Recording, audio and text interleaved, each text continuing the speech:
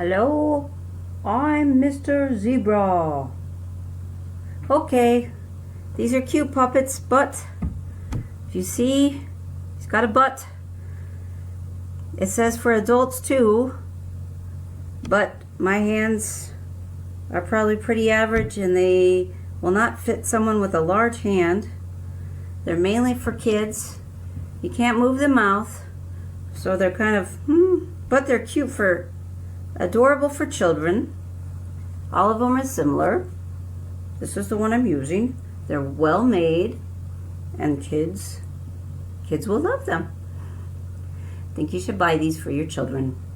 Build them a little thing, what are they called? A puppet theater, and they will love these. Goodbye.